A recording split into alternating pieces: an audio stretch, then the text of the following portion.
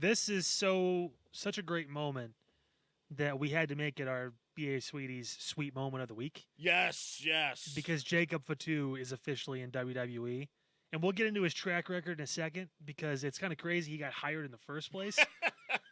Just considering his history. Yeah, there's some concerns about whether or not he'll be able to compete in the next pay-per-view. Is he going to be able to get to Canada? We'll find out. But, dude. I mean, just look at this, Kyle. Just look even at this shot. You want to talk about a guy who's the size of Solo, basically. Yeah. Who's a high flyer, who can deliver moves with the quickness and cut promos.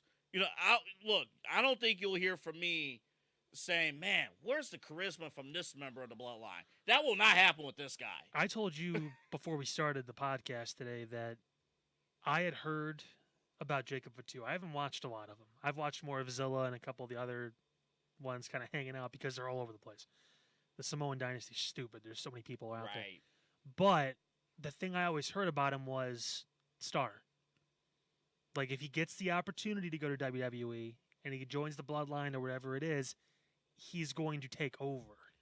And I saw nothing of the contrary to what we saw on this past Friday and the fact of who he took out. I know.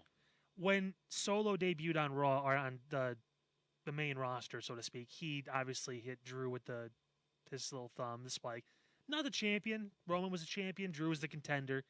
That guy on that table right there, that's the guy who beat Roman. Yeah. He annihilated him. Yeah, he did. He beat the living shit out of him, Randy Orton, and Kevin Owens by himself. Yeah. And sometimes with the Bloodline, and we'll talk about it a little bit, sometimes with the Bloodline, when you expand members, you talked about the number of Samoans. Sometimes it's hard to stand out. Actually, that was the genesis of Jey Uso, tag team Jey Uso, becoming main event Jey Uso. Yeah. The whole premise was I can't tell which one is who. Mm. That won't be a problem here. No. That will not be a problem. No. For those who don't know about Jacob here, for those who don't know, talk to the audience about the kind of promo guy he is. The intensity is something you just can't. And it's hard to even explain. Just he has it. Some guys we see that show up, and it's not always just the Samoans. There's other people that show up. We're like, oh, he's got it. Like, I think Trick Williams has it. Mm-hmm. I think Carmelo Hayes has it. I think Braun Breaker has it. Oh, yeah.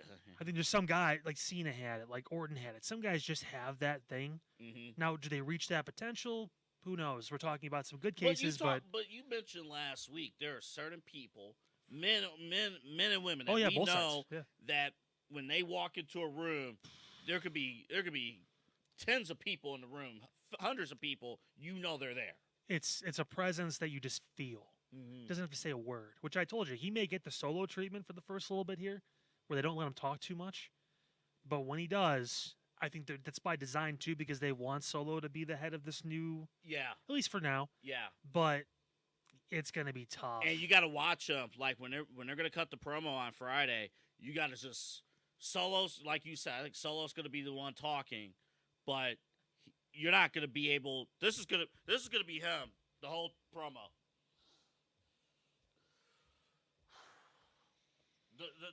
The entire promo. It's also Double A walking on the treadmill in the gym. Man. All right, so there's the new the upgraded version of the Bloodline, which I will say now with Jacob being involved, that is, I don't think it's anymore. You could call it the bootleg Bloodline anymore. I mean, I think this now has serious firepower with him in it. I was concerned with Tongaloa just because of his history in WWE too, and not really somebody I consider to be that much of a. We know who the Jimmy Uso of this group is. Yeah. And it's him. Pretty clear. Yeah. Tama Tonga's just nuts. But Jacob Fatu, who we mentioned, issues getting into Canada. He does have a charge on his record. Yeah, he does. He has. Bro, look at him, man. I mean, you don't even want to walk by him, man. That's just Oh, my God. That's that dude. Yeah, armed robbery, by the way. That's the he did a thing. So I mean, that's why there was a lot of talk like, hey, is he ever going to be able to get into DUIs or one thing, failing, drug Right. Remember, tests. Jimmy Uso had the history with the DUI. Yeah. That's why he couldn't get into Canada for a hot minute. But this was a whole different ballgame. That's like a felony. So that's gonna. So that's kinda Jacob tough. apparently has been involved or has been signed, I believe, with WWE according to for a little while reports. I guess since WrestleMania, and they've been finding a way to try to get him in. They knew when they was gonna get him in storyline wise. I think it was perfect. Now you're getting to the point where this is what we're talking about here.